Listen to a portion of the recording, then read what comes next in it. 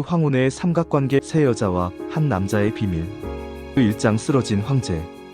2025년 가을, 서울 강남의 한 고급 병원 VIP 병동.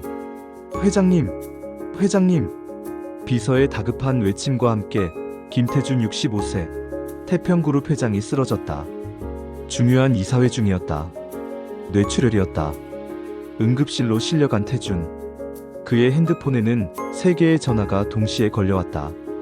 첫 번째, 아내 한수진 63세. 두 번째, 애인 최은영 62세. 세 번째, 알 수 없는 번호. 비서는 당황했다. 누구에게 먼저 연락해야 할까? 결국 둘 다에게 연락했다. 그리고 30분 후 병원 복도에서 두 여자가 마주쳤다. 이장 정실과 애인. 당신이 여기 왜 와? 수진이 차갑게 물었다. 은영은 담담하게 대답했다. 태준 씨가 쓰러졌다는 연락을 받았어요. 태준 씨? 감히 우리 남편을 이름으로 불러? 20년을 함께한 사이예요. 부를 자격은 있죠. 수진의 얼굴이 붉어졌다. 하지만 은영은 전혀 위축되지 않았다. 오히려 우아하게 미소 지었다. 수진 씨도 알고 계셨잖아요. 제 존재를. 닥쳐. 간호사들이 두 사람을 말렸다. 의사가 나왔다. 보호자가 누구십니까? 저요. 두 여자가 동시에 대답했다. 의사는 난처한 표정을 지었다. 하지만 법적으로 보호자는 수진이었다. 회장님은 현재 혼수 상태입니다. 언제 깨어날지 알 수 없습니다. 수진은 그 자리에 주저앉았다. 은영도 벽에 기댔다. 30년 정실 부인과 20년 애인. 두 여자의 긴 전쟁이 시작되었다. 3장 병실의 전쟁. 태준은 특실에 입원했다. 최고급 병실. 하지만 그 안의 공기는 얼어붙었다. 수진은 낮에 병실을 지켰다. 은영은 밤에 왔다. 하지만 어느 날 두 사람이 마주쳤다. 아직도 안 가셨어요? 은영이 문을 열고 들어오자 수진이 날카롭게 물었다. 저도 면회 시간이에요. 면회? 당신은 가족도 아니잖아. 하지만 태준 씨가 가장 사랑한 사람은 저예요. 뭐라고? 수진이 벌떡 일어났다. 은영은 가방에서 사진 한 장을 꺼냈다. 작년에 찍은 거예요. 제주도에서. 사진 속 태준과 은영은 행복하게 웃고 있었다. 수진은 그 사진을 낚아채려 했지만 은영이 먼저 거뒀다. 부인은 태준 씨가 언제 마지막으로 웃는 모습을 보셨어요? 수진은 대답할 수 없었다. 태준과의 30년 결혼 생활. 사실 그 안에 사랑은 없었다. 재벌가의 정략 결혼이었다. 나가요. 당장. 아니면 뭐, 경비 부르실 거예요? 그럼 전 기자들 부를 거예요. 태평그룹 회장의 20년 애인이라고 폭로하면서요. 수진은 입술을 깨물었다. 그룹의 이미지를 생각하면 스캔들은 피해야 했다. 원하는 게 뭐예요? 태준 씨 곁에 있을 권리요. 두 여자는 기묘한 합의를 했다. 낮은 수진, 밤은 은영. 사장 유산의 그림자. 일주일 후 태준의 변호사가 찾아왔다.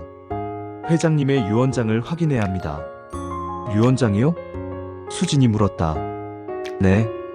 회장님께서 혼수 상태일 경우를 대비해 미리 작성하신 것입니다. 변호사는 봉인된 봉투를 꺼냈다. 하지만 그 봉투를 열려면 태준이 지정한 3명이 모두 모여야 했다. 3명이요? 네.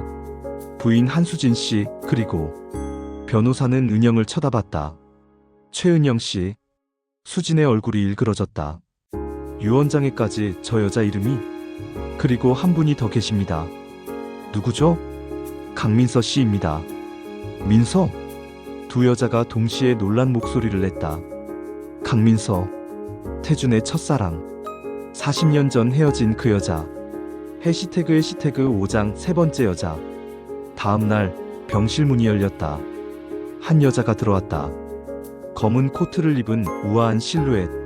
나이는 60대 중반으로 보였지만 여전히 아름다웠다. 민서. 은영이 중얼거렸다. 그녀도 민서를 알고 있었다.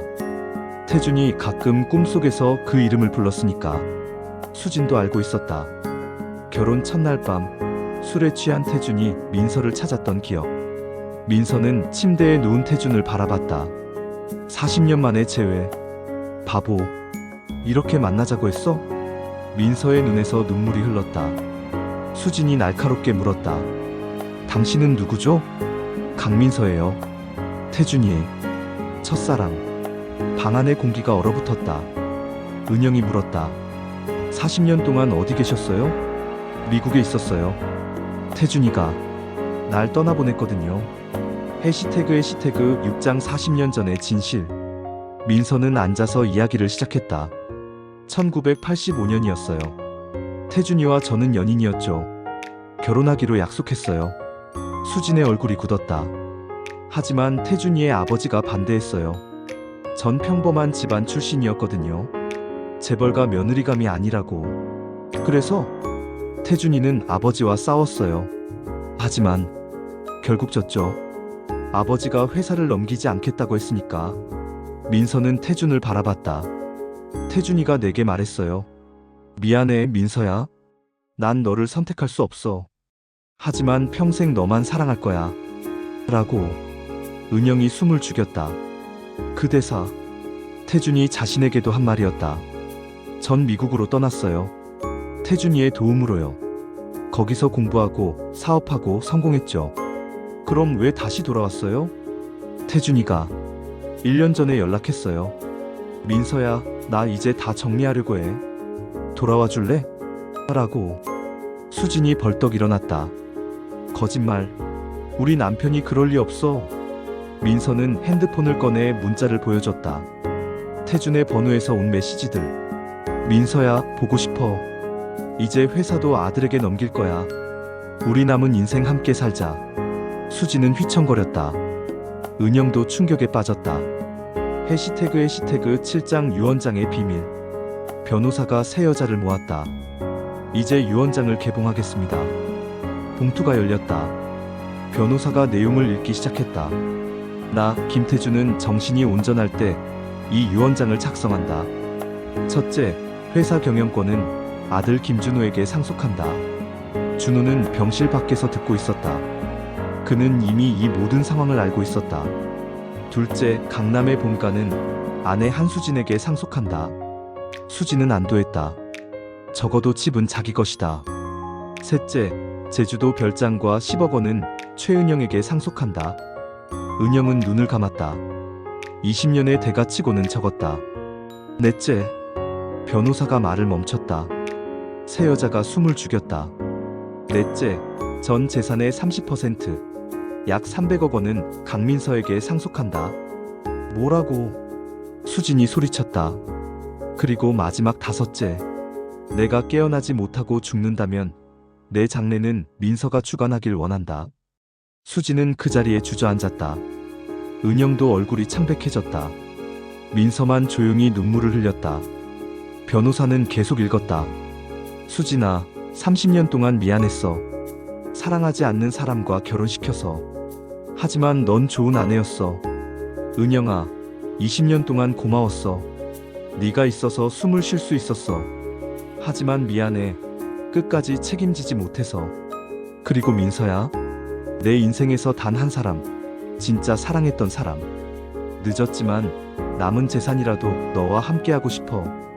해시태그 8장 깨어나다. 2주 후 기적이 일어났다. 태준이 눈을 떴다. 여기가 어디지? 의사들이 달려왔다. 가족들이 불려왔다. 하지만 태준이 가장 먼저 찾은 사람은 민서가 왔어? 수진의 얼굴이 굳었다. 민서가 병실에 들어왔다. 태준은 그녀를 보고 울음을 터뜨렸다. 미안해. 정말 미안해. 괜찮아, 태준아. 이제 괜찮아. 민서는 태준의 손을 잡았다. 40년 만에 잡는 손. 수진이 소리쳤다. 지금 뭐 하는 거예요? 난 당신 아내라고. 태준은 수진을 봤다. 수진 씨, 미안합니다. 이혼하고 싶습니다. 병실이 술렁였다. 해시태그 9장 선택의 시간.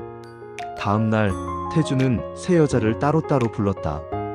먼저 수진. 30년 동안 고생 많았어요. 고생? 당신은 내 인생을 망쳤어요. 알아요. 그래서 보상하려고 해요. 집도 생활비도 충분히 드릴게요. 난 돈이 필요한 게 아니야. 당신이 필요한 거라고. 하지만 전 수진 씨를 사랑한 적이 없어요. 미안해요. 수진은 울면서 나갔다. 다음은 은영. 은영아, 20년 동안 정말 고마웠어. 그게 끝이에요? 고맙다는 말? 미안해. 난 처음부터 끝까지 비겁한 남자였어. 알아요. 그걸 알면서도 20년을 기다렸어요. 넌 다른 사람 만나. 아직 젊잖아.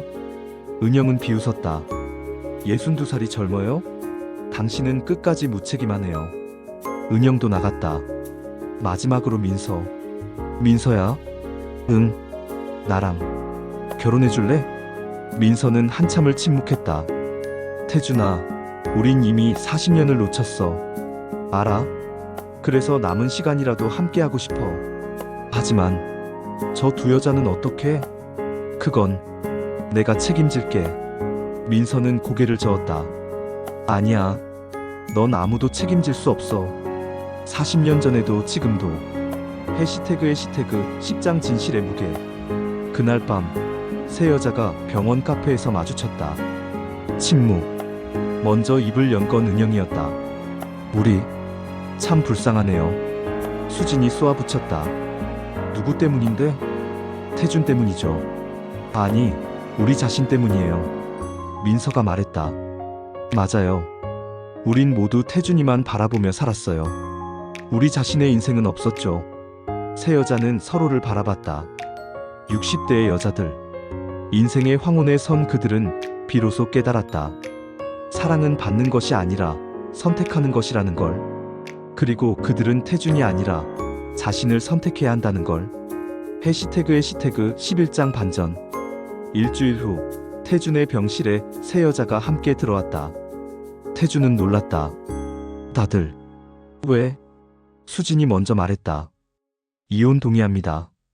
대신 재산의 40%를 달라고 요구할 거예요. 30년의 대가로. 태준은 고개를 끄덕였다. 은영이 말했다. 전 제주도 별장 받을게요. 거기서 게스트하우스를 운영할 거예요. 제 인생을요? 태준은 미안한 표정을 지었다. 마지막으로 민서. 태준아, 미안해. 난 당신이랑 결혼 못해.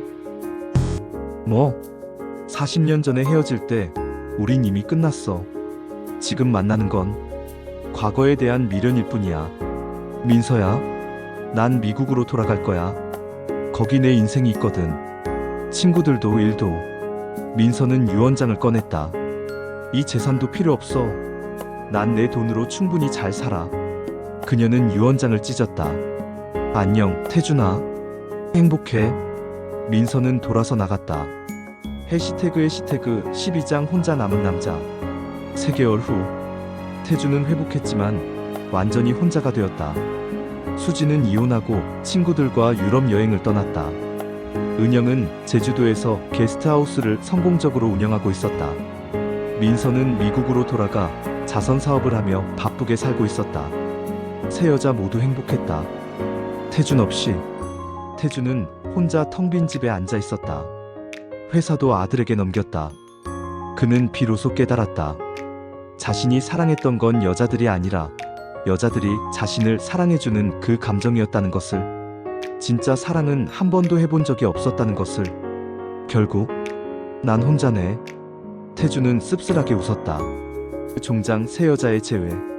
1년 후 제주도. 은영의 게스트하우스에 2명의 손님이 찾아왔다.